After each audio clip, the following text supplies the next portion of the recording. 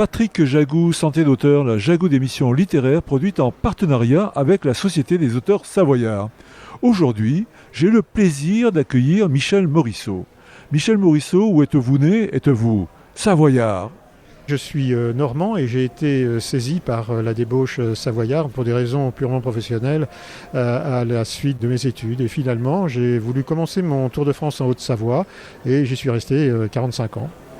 Michel Morisseau, vous écrivez, à part écrire, que faites-vous dans la vie? Eh bien écoutez, je suis retraité et j'ai dépassé l'âge pivot, donc voilà, j'ai beaucoup de temps pour m'occuper de différentes associations et de différentes structures. Et je m'occupe notamment du Salon international du livre de montagne de Passy, qui a lieu à Passy tous les ans, le week-end qui précède le 15 août. Donc c'est déjà une forte occupation pour la retraite. Et Michel, quand vous étiez actif, vous faisiez quoi?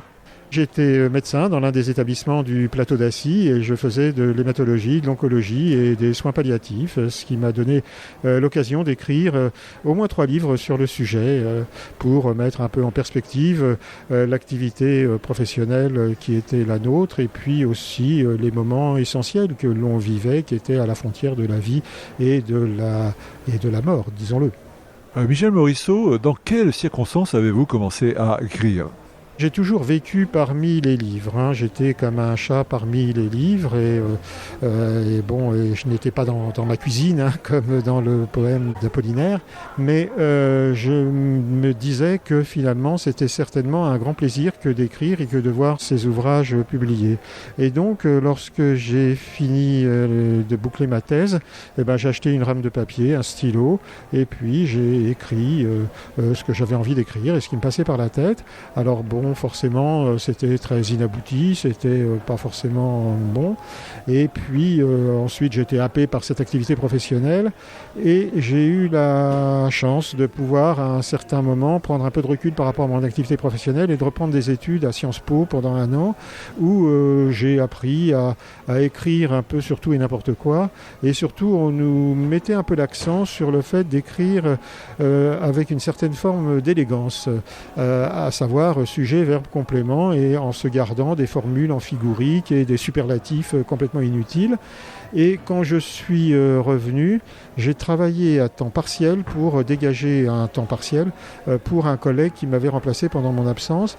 Et donc j'avais un peu de temps et je me suis mis à écrire sur ce qu'étaient les ressentis de ces 20 premières années au chevet des personnes malades.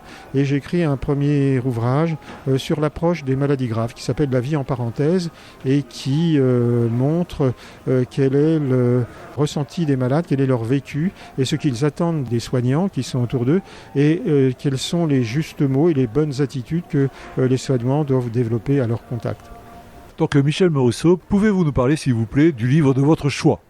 Écoutez, le livre de mon choix, disons que c'est peut-être à la fois le dernier et le prochain. Le dernier, c'est un roman parce que ça permet de s'évader un peu de la vie quotidienne.